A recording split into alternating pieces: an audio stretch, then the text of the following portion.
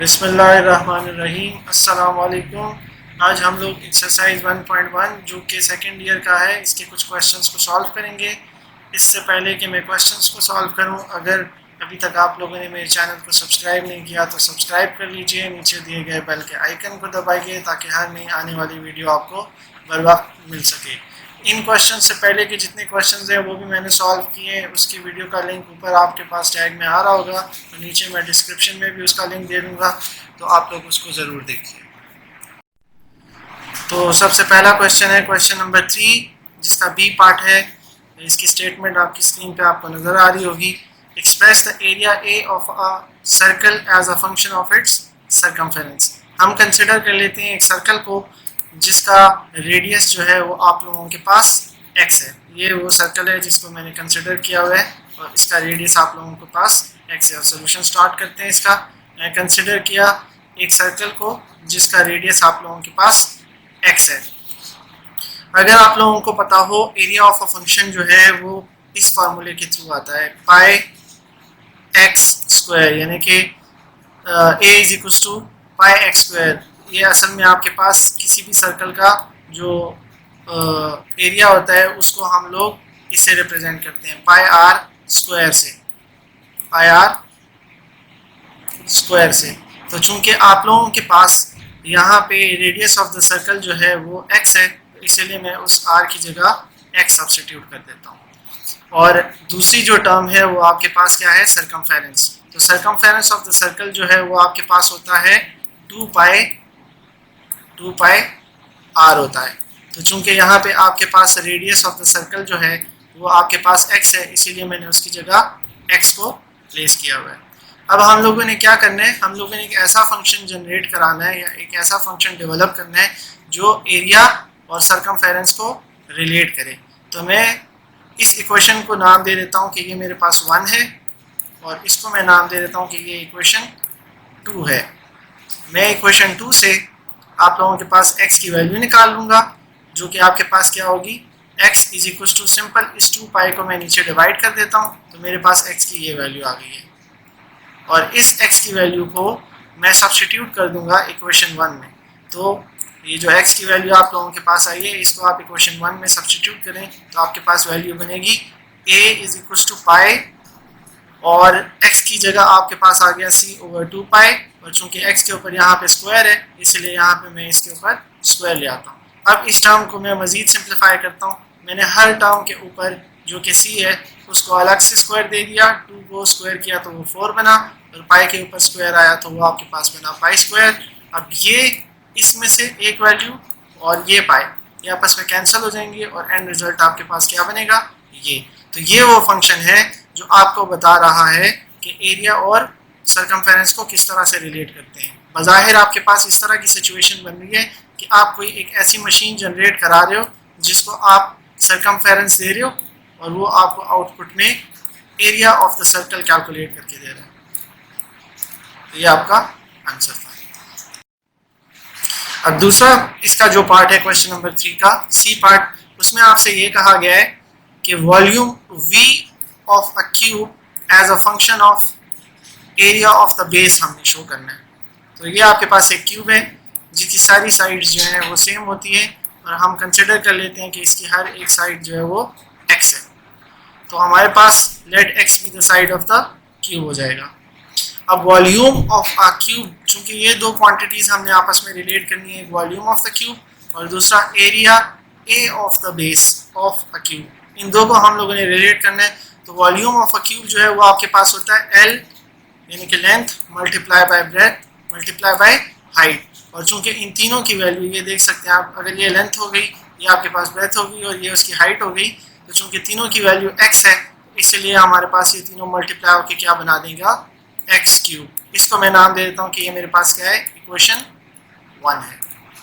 इसी तरह अब दूसरी जो टर्म है वो है एरिया। तो एरिया जो है ना वो किसी भी बेस, इस बेस का जो बनेगा वो that will B L multiply by B। तो L की भी वैल्यू x है और B की भी वैल्यू x है, इन दोनों को जब आपस में मल्टीप्लाई करोगे तो आपके पास x स्क्वायर बनेगा। और इसे मैं नाम दे देता हूँ कि ये मेरे पास क्या है, इक्वेशन 2 है। अब मैंने शो क्या करना है, volume v of a function of a cube as a function of the area a. तो मैं इस एरिया से इस इक्वेशन 2 से x की वैल्यू को निकाल लेता हूँ और इसे सब्स्टिट्यूट कर दूंगा इक्वेशन 1 में। तो a की वैल्यू जो है वो हमारे पास x की वैल्यू क्या निकल आएगी, मैं इन दोनों के इस फंक्शन के ऊपर ये जो इक्वेशन है a = x², इसके ऊपर मैंने दोनों साइड क्या की है, स्क्वायर रूट ले लिया है।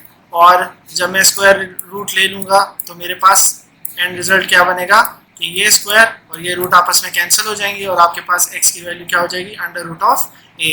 अब ये जो वैल्यू है, ये वाली वैल्यू, इसको मैं इक्वेशन 1 में प्लेस कर दूंगा।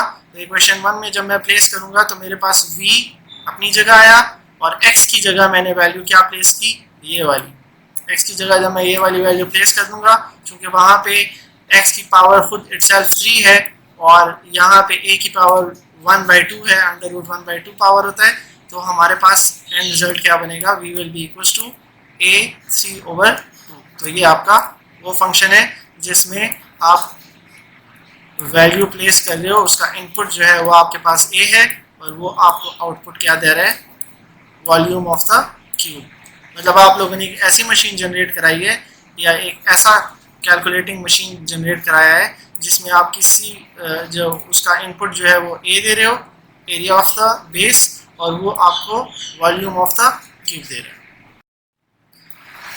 अब अगला क्वेश्चन है आप लोगों के पास, क्वेश्चन नंबर 5। उसमें उसने आपसे कहा है कि ये आपके पास एक फंक्शन है f(x) = x³ - ax² और प्लस bx और प्लस 1 दे रहा है और वो आपसे कह रहा है कि आप a और b की वैल्यू को फाइंड आउट करो, जबकि उसने कंडीशंस दी हुई है कि f(2) जो है वो आपके पास बन रहा है इक्वल टू -3 और f(-1) की वैल्यू आपके पास आ रही है 0। मतलब जब आप इस फंक्शन को इनपुट दोगे 2x की जगह और -1x की जगह, तो जब 2 दोगे तो वो आपके पास आंसर निकलेगा -3 और जब 1 वैल्यू दोगे तो वो आपको आंसर देगा 0। तो इस क्वेश्चन को हम सॉल्व करते हैं फॉर a और b। हम लोग इसको कंटिन्यू करते हैं। तो सबसे पहले मैं इस फंक्शन को दोबारा से लिख देता हूँ जो कि आपके पास ये है। अब पहली जो इनिशियल कंडीशन है f(2) = -3, ये मैं प्लेस कर देता हूँ, यानी कि x की वैल्यू मेरे पास क्या है 2। वो जब मैं यहाँ पे प्लेस करूँगा तो हर x की जगह इस फंक्शन में, चाहे वो यहाँ पे है, यहाँ पे है और यहाँ पे, इन सब की जगह मैंने 2 वैल्यू सब्स्टिट्यूट कर दी है। तो मेरे पास क्या वैल्यू बनती है, वो ये पूरा का पूरा पोर्शन बनता है। ठीक है, f(2) = 2 x³ - a² और प्लस b2 + 1। अब आपको इनिशियली उसने कहा है कि f(2) जो है वो आपके पास किसके बराबर है, -3 के। तो इसका मतलब ये और ये साइड दोनों बराबर है, तो ये और ये साइड भी आपस में बराबर होंगे, तो हम इन दोनों को इक्वेट कर देते हैं। और साथ ही मैं इसको भी एवेलुएट कर लेता हूँ। 2 का क्यूब जो है वो आपके पास 8 होता है, 2 का स्क्वायर जो है वो आपके पास 4 होता है और 2 का कोई पावर नहीं है तो वो 2b रह जाएगा और 1 अपनी जगह आएगा और ये -3 वैल्यू इस तरफ आ गई। अब मैं क्या करता हूँ, इस 8 को और इस 1 को इक्वेशन की दूसरी साइड पे ले आऊँगा। तो मेरे पास चूंकि यहाँ पे पॉजिटिव थे तो ये उस तरफ जाके नेगेटिव हो जाएगा और ये भी पॉजिटिव था तो ये भी उस तरफ जाके नेगेटिव हो जाएगा।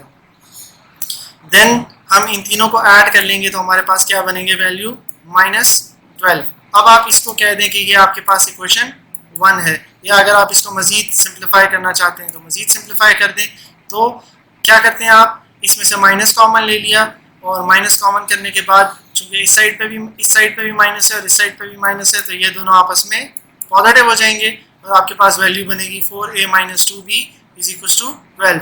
अब इसको आप नाम दे दें कि ये आपके पास इक्वेशन 1 है। देन हम क्या करते हैं कि x की जगह जो दूसरी कंडीशन हमें दी हुई है, x की जगह हम लोग -1 प्लेस कर देते हैं इसी फंक्शन में। फंक्शन में वैल्यू प्लेस की मैंने, तो मेरे पास x की जगह -1 आया। देन फिर अगले x की जगह भी -1 आया और उससे अगले x की जगह भी -1 आया और आखिरी जो b के साथ x है उसकी जगह भी -1 आया। और f(-1) जो है वो आपके पास किसके बराबर है, उसने गिवन किया हुआ है कि वो 0 के बराबर है। अब जब मैं इन दोनों साइड्स को देखता हूँ, जो इन दोनों इक्वेशन की f(-1) ये दोनों सेम है, तो मैं इन दोनों को इक्वेट कर दूंगा। जब मैं इन दोनों को इक्वेट करता हूँ और इसको मैं साथ एवेलुएट करूँ तो मेरे पास आंसर आता है -1 का क्यूब हो तो वो -1 ही देता है और ये -1 का स्क्वायर हो तो वो +1 हो जाता है और -a आ जाएगा और ये माइनस और ये प्लस आपस में मल्टीप्लाई होकर माइनस बना देंगे और +1 अपनी जगह आ जाएगा। अब आप मजीद इसको क्या कर सकते हो, ये +1 और ये -1 आपस में कैंसिल हो सकते हैं। एंड रिजल्ट आपके पास बनेगा -a -b। इन दोनों में से आप माइनस कॉमन ले लो तो a + b = क्या हो जाएगा 0। और इसे आप कह दो कि आपके पास क्या है इक्वेशन। अब इक्वेशन 2 में से मैं a की वैल्यू को निकाल सकता हूँ और वो मेरे पास क्या बन जाएगी, a = -b। इस वाली वैल्यू को मैं पुट कर लूंगा इक्वेशन 1 में, यानी कि a की जगह अब मैं b वैल्यू प्लेस कर देता हूँ। तो मेरे पास क्या बनेगा, इक्वेशन 1 आपके पास है 4a - 2b = 12। अब a की जगह मैंने वैल्यू कौन सी प्लेस की, -b। तो मेरे पास क्या बना, 4 × a की जगह ये वैल्यू आ गई आपके पास, -2b अपनी जगह आया और 12 अपनी जगह आया। अब आप जब इसको 4 को इस -b से मल्टीप्लाई करते हो तो -b बनता है और -2b अपनी जगह आया और 12 भी अपनी जगह आया। इन दोनों को जब आप ऐड करोगे तो आपके पास बनेगा -6b और = 12 हो जाएगा वो। फिर आप मजीद क्या करते हो कि -6 को नीचे यहाँ डिवाइड कर देते हो तो आपके पास वैल्यू क्या आएगी, ये दोनों आपस में कैंसिल हो जाएंगे और एंड आंसर जो है वो आपके पास क्या बनेगा, -2। आंसर क्या आएगा इसका, -2। अब b = -2 इक्वेशन 3 में प्लेस कर दें, जो कि ये आपके पास इस इक्वेशन में जब आप इसे प्लेस करोगे तो a माइनस अपनी जगह एंड देन फिर b की वैल्यू -2, ये दोनों आपस में मल्टीप्लाई होकर क्या आंसर दे देंगे 2। तो आपके पास a की वैल्यू आई 2 और b की वैल्यू क्या आई -2। तो ये आप लोगों ने फाइंड आउट करना था। अगला सवाल है आप लोगों के पास question number 6। A stone falls from a height of 60 meter on the ground. The height h after x second is approximately given. h of x = 40 - 10x square। पहला जो उसका पार्ट है वो ये आपसे कह रहा है कि इन डिफरेंट पॉइंट्स के ऊपर, यानी कि इन डिफरेंट टाइम्स के ऊपर आप लोगों ने हाइट ऑफ द स्टोन को फाइंड आउट करना है। मैं सिंपल x की जगह इस फंक्शन के अंदर एक बार 1 सेकंड पुट कर दूंगा, दूसरी बार 1.5 सेकंड पुट कर दूंगा और तीसरी बार x = 1.2 सेकंड पुट कर दूंगा। और दूसरा इसका पार्ट है when does the stone strike the ground।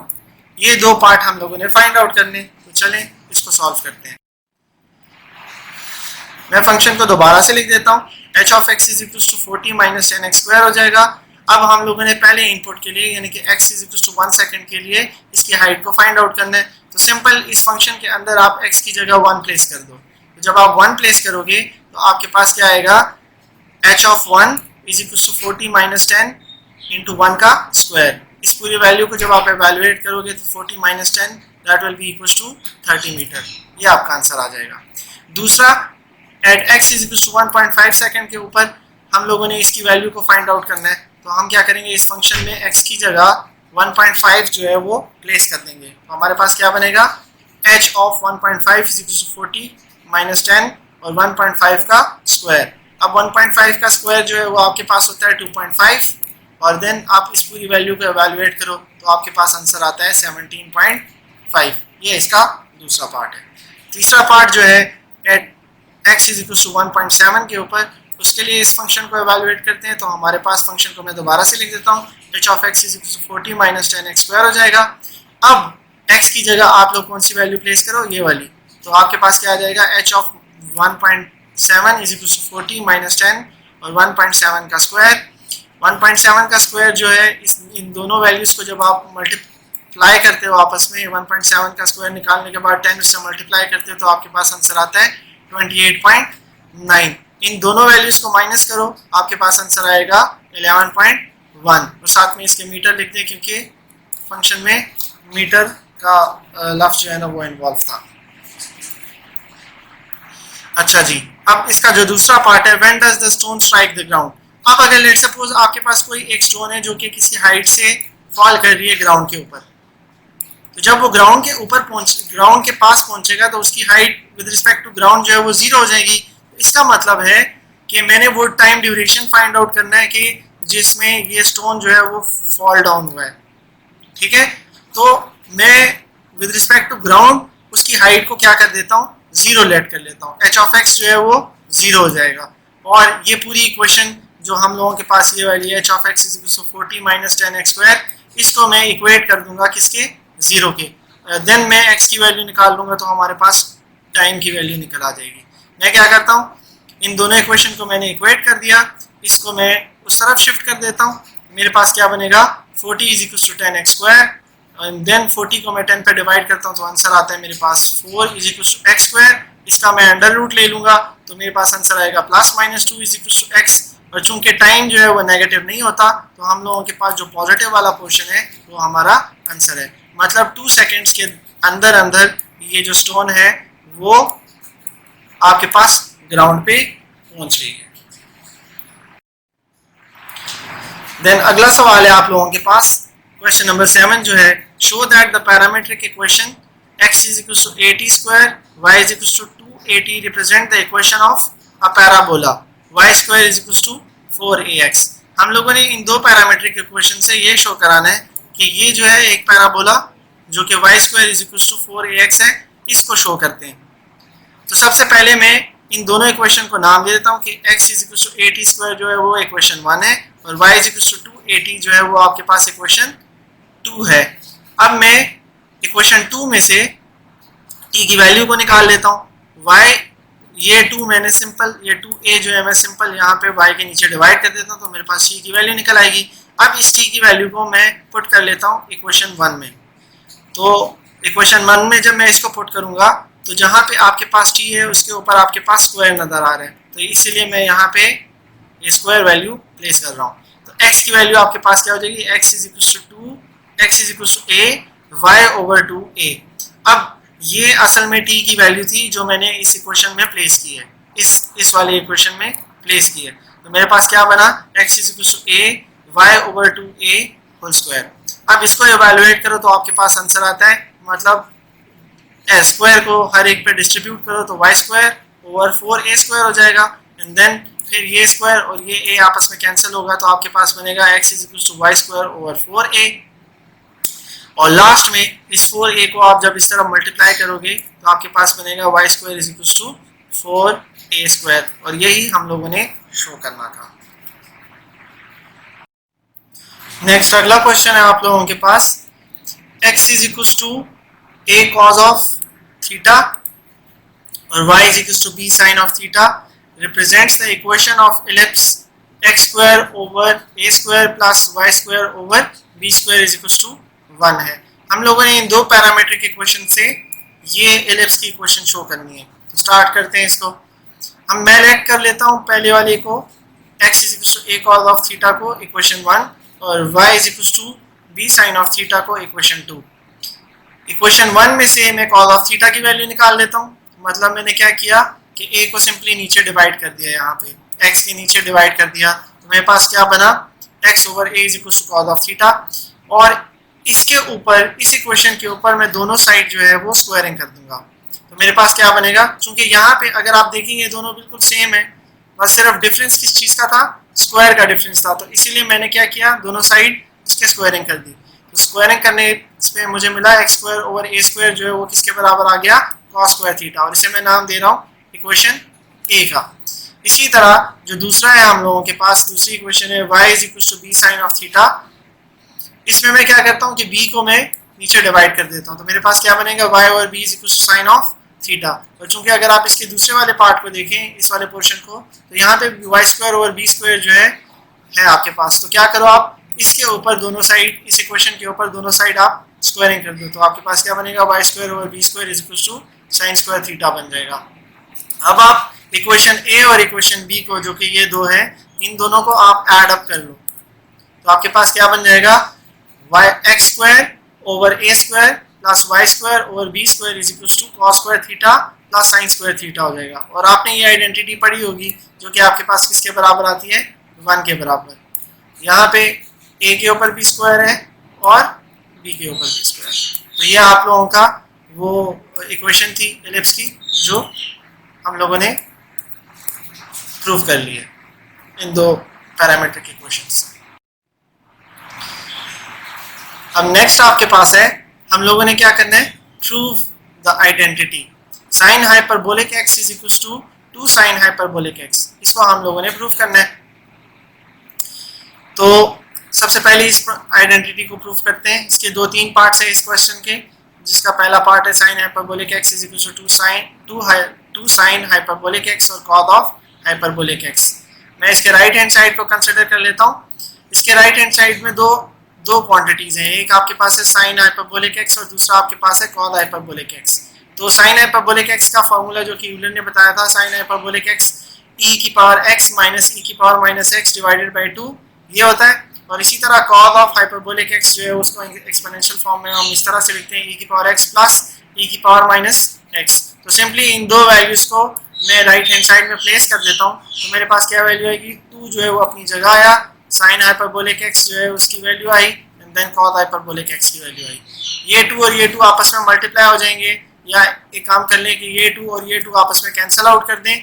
इस 2 को मैं यहाँ पे वापस ले आता हूँ, तो ये दोनों इस फार्मूले के थ्रू जो कि आपके पास है ए स्क्वायर माइनस बी स्क्वायर वाला फार्मूला, इस फार्मूले के थ्रू आपस में मल्टीप्लाई हो जाएंगे और हमारे पास क्या बनेगा, e की पावर 2x माइनस e की पावर माइनस 2x हो जाएगा।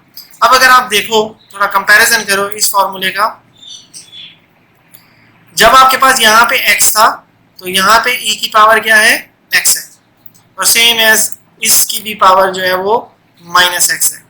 अगर यहाँ पे मेरे पास e की पावर 2x हो और यहाँ पे भी e की पावर 2x हो, तो मैं उसे सिंपली ये लिख सकता हूँ कि ये साइन हाइपरबोलिक 2x के बराबर है। बाय कंपैरिजन हम लोगों ने ये वैल्यू निकाल दी, तो ये आपके पास पहली आइडेंटिटी जो है वो प्रूव हो।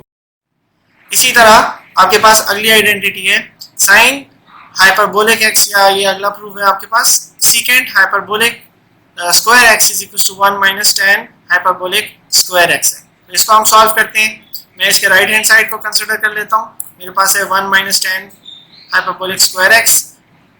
जो tan है उसका फॉर्मूला आपके पास ये एक्सपोनेंशियल फॉर्मेट में tan hyperbolic x is equal to e की पावर x माइनस e की पावर x, और डिवाइड ये उसी तरह से है जिस तरह से आप लोग पीछे पढ़ रहे थे कि साइन ऑफ हाइपरबोलिक x जो है ओवर कॉद ऑफ हाइपरबोलिक x वो किसके बराबर आता है, वो tan ऑफ हाइपरबोलिक x के। तो उन दोनों की वैल्यूज को यहाँ पे प्लेस करो, 2 और 2 नीचे ऊपर कैंसिल हो जाएंगे और एंड रिजल्ट आपके पास ये बच जाएगा। तो ये जो tan की वैल्यू है इसको आप प्लेस कर दो इसकी जगह, इस इक्वेशन में जो राइट हैंड साइड है उसमें आप उसकी जगह उसको प्लेस कर दो। क्योंकि यहाँ पे tan के ऊपर कोई पावर नहीं था, यहाँ पे tan के ऊपर पावर है, इसीलिए मैं उस 2 को अपेयर करवा रहा हूँ एज इट इज। अब आप क्या करो, इस ऊपर की टर्म को अलग से a minus b whole square फार्मूले से खोल दें, और ये नीचे की टर्म को अलग से a plus b whole square से खोल दें। यहाँ पे आप लोगों को देख रहा होगा ये बन गया आपके पास e की पावर 2x यानी a का स्क्वायर, और दूसरी टर्म आपके पास b का स्क्वायर, और अगली जो टर्म है वो माइनस 2ab है। ये मैं यूँ लिख सकता हूँ कि 2a और b है आपके पास। तो a की वैल्यू आपके पास e की पावर x है, और डॉट दूसरी वैल्यू आपके पास माइनस x है। तो चूंकि बेसिस सेम हो तो पावर क्या हो जाते हैं, ऐड हो जाते हैं, और इन दोनों पावर्स का साइन जो है वो डिफरेंस है, इसीलिए e की पावर क्या आ जाएगा, e की पावर 0 आ जाएगा। तो e की पावर या कोई कांस्टेंट की पावर 0 हो जाए अदर देन 0, तो वो आपके पास किसके बराबर होता है, 1 के। तो इसलिए मैं सिंपल ये 2 जो है ना यहाँ पे अपेयर करवा रहा हूँ, ये वाला 2 अपनी जगह आ जाएगा, और देन e की पावर 0 की वैल्यू 1 है, तो 2 मल्टीप्लाई बाय 1 आपके पास क्या आ जाएगा, 2। तो ये वैल्यू ऊपर की वैल्यू जो है वो इसी तरह एवेल्युएट हुई है, और इसी तरह नीचे की वैल्यू a का स्क्वायर प्लस b का स्क्वायर प्लस 2ab, ये 2ab वाली टर्म है, ये b का स्क्वायर है, और ये आपके पास a का स्क्वायर है। अब मजीद हम क्या करते हैं, इन दोनों फ्रैक्शन का ये चूंकि नंबर है, इस 1 और इस टर्म का आपस में एलसीएम ले लेंगे, और ये पूरी की पूरी टर्म इससे मल्टीप्लाई हो जाएगी। आपके पास बनेगा e की पावर 2x प्लस e की पावर माइनस 2x प्लस 2, और माइनस चूंकि यहाँ पे था इस जगह में, तो ये वाला माइनस एज इट इज यहाँ पे अपेयर हुआ है, एंड देन ये पूरी की पूरी वैल्यू अपनी जगह ले लेगी, और e की पावर ये जो टर्म है ये चूंकि इनका एलसीएम था तो वो नीचे अपेयर हो जाएगा। अब आप क्या करो, इस माइनस को सबसे मल्टीप्लाई कर दो, इस ब्रैकेट के अंदर जो है वो सबसे अलग अलग से मल्टीप्लाई कर दो। तो जब आप सबसे मल्टीप्लाई करोगे तो ये पॉजिटिव था माइनस हो गया, ये भी पॉजिटिव था माइनस हो गया, तो ये माइनस और ये माइनस आपस में मल्टीप्लाई होंगे तो प्लस हो जाएगा। अब e की पावर 2x और e की पावर 2x ये कैंसिल आउट हो गए, e की पावर माइनस 2x और e की पावर माइनस 2x ये आपस में कैंसिल आउट हो गए, और 2 और 2 जो है वो 4 है, ये नीचे की टर्म अपनी जगह आ जाएगी एज इट इज। अब अगर आप देखें ये वही टर्म है जो हम लोगों ने यहाँ पे इस जगह में इसका स्क्वायर ओपन करके निकाला था। तो अगर इसका स्क्वायर क्लोज कर लूँ मैं तो मेरे पास क्या बनेगा, 2 के ऊपर अगर 4 का आप अंडर रूट लें तो आपके पास 2 आएगा और उसका पावर अभी 2 उसमें मौजूद है। इसी तरह इस टर्म को जब आप लोगों ने क्लोज किया यानी कि a प्लस बी का होल स्क्वायर बनाया तो वो आपके पास ये वैल्यू आ गई। अब ये जो वैल्यू है ये सीकेंट ऑफ x की वैल्यू है और ये स्क्वायर चूंकि इसके ऊपर है तो इसीलिए हम इसे लिखेंगे कि ये सीकेंट स्क्वायर x है। तो हम लोग राइट हैंड साइड से चले थे और लेफ्ट हैंड साइड आपका प्रूफ हो गया। ये आपके पास किसके बराबर है, लेफ्ट हैंड साइड के। तो ये आपका प्रूफ है। अगला सवाल है आप लोगों के पास, हम लोगों ने डिटरमिन करना है कि जो भी हमें गिवन फंक्शन हो वो ऑड है या इवन है। तो इसकी थोड़ी सी जो थ्योरी है वो जरा समझ लें। कोई भी फंक्शन अगर मैं कंसिडर करूं कि लेट एफ ऑफ एक्स जो है वो आपके पास कोई भी एक फंक्शन है, वो इवन कब होगा और ऑड कब होगा, या वो नीदर इवन नॉर ऑड वाली सिचुएशन कब होगी, ये हमने देखना है। कोई भी फंक्शन इवन तब होगा जब मैं इसके इनपुट में अगर माइनस ऑफ एक्स की वैल्यू प्लेस कर दूं, यानी कि इसके इनपुट की जगह मैं माइनस ऑफ एक्स प्लेस कर दूं और वो फंक्शन मुझे वापस in return f of x ही दे दे, तो ऐसा फंक्शन जो है वो आपके पास इवन फंक्शन कहलाएगा। और कोई फंक्शन ऑड तब होगा जब मैं उसके डोमेन में माइनस ऑफ एक्स की वैल्यू प्लेस कर दूं और वो फंक्शन उस माइनस के साइन को बाहर निकाल दे, तो ऐसे फंक्शन को हम लोग बोलेंगे कि ये हमारे पास ऑड फंक्शन है। और अगर ये दोनों स्टेटमेंट फॉल्स हो गई, मसलन ये भी फॉल्स हो गया और ये वाली स्टेटमेंट भी आपके पास फॉल्स हो गई, तो ऐसा फंक्शन जो है उसको हम कहेंगे कि ना वो इवन है और ना ही वो ऑड फंक्शन है।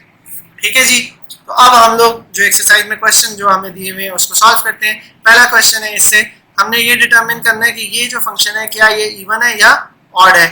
तो हम सिंपल इसी मेथड से चलेंगे जो मैंने अभी आप लोगों को बताया है। सिंपल इसके इनपुट में आप माइनस ऑफ एक्स की वैल्यू यानी कि एक्स की जगह ऑफ माइनस ऑफ एक्स की वैल्यू प्लेस कर दो, तो आपके पास क्या बनेगा, x की जगह मैंने माइनस एक्स प्लेस किया और यहाँ पे x क्यूब है उसकी जगह भी मैंने माइनस एक्स, और चूंकि उसके पावर 3 है तो पावर 3 आ गया, एंड देन आपके पास x की जगह माइनस ऑफ x आया।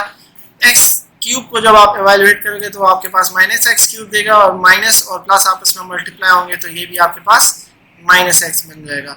इन दोनों में से आप माइनस कॉमन ले लो तो आपके पास बनता है minus x cube plus x. अब ये जो टर्म है ये आपके पास एफ ऑफ एक्स है, तो आपके पास f of x is equal to minus f of x बना, तो दूसरी कंडीशन सेटिस्फाई होगी। तो इसका मतलब ये फंक्शन कौन सा है, ऑड फंक्शन है। ये आपके पास कौन सा फंक्शन है, ऑड फंक्शन है। अब दोबारा से हमने इसका जो दूसरा पार्ट है वो डिटरमाइन करना है। एफ ऑफ एक्स है आप लोगों के पास एक्स प्लस 2 का होल स्क्वायर, ठीक है जी। और इसको हमने डिटरमाइन करना है कि क्या ये इवन है या ऑड। तो सिंपल वही स्टेप्स कि आप एक्स की जगह जो है वो माइनस एक्स प्लेस कर दो, तो आपके पास क्या बनेगा, f of minus x is equal to minus x plus 2 का होल स्क्वायर।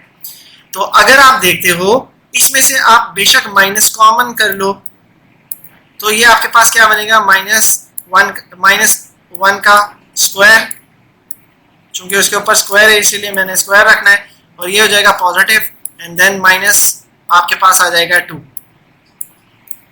तो ये आपके पास पॉजिटिव हो जाएगा, लेकिन ये वो पुराना फंक्शन नहीं बन रहा जो हमारे पास गिवन था। तो इसका मतलब f of minus x is not equal to f of x, ये सिचुएशन नहीं आ रही। और ना ही ये भी सिचुएशन बन रही है कि f of minus x is equal to हो जाए माइनस एफ ऑफ एक्स, ये दोनों सिचुएशन नहीं बन रही। तो इसका मतलब ये फंक्शन जो हमारे पास है ये नीदर ऑड है या नीदर इवन है नॉर ऑड है, ये हमारे पास दोनों में से कोई भी नहीं है। अब जो तीसरा पार्ट है इसका वो ये कहता है कि एफ ऑफ एक्स, ये आपके पास उसने क्वेश्चन दिया हुआ है, ये गिवन किया हुआ है, और हमने ये डिटरमाइन करना है कि क्या ये इवन फंक्शन है या ऑड फंक्शन है। तो मैं एक्स की जगह फिर से माइनस एक्स प्लेस कर देता हूँ और मेरे पास क्या बनेगा, f of minus x is equal to minus x और under root of minus x का स्क्वायर प्लस 5 बन जाएगा।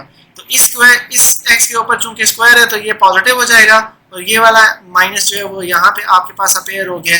अब ये जो पूरी की पूरी एक्सप्रेशन है ये आपके पास वही पुराना एफ ऑफ एक्स का फंक्शन है। तो इसका मतलब ये जो फंक्शन है, अगर आप उस स्टेटमेंट को अपने जहन में लेके आओ जो दूसरी ऑड के लिए स्टेटमेंट थी, तो एफ ऑफ माइनस एक्स जो है वो माइनस एफ ऑफ एक्स के अगर बराबर हो जाए तो ऐसे फंक्शन को हम कहते हैं कि वो हमारे पास कौन सा फंक्शन है, ऑड फंक्शन है।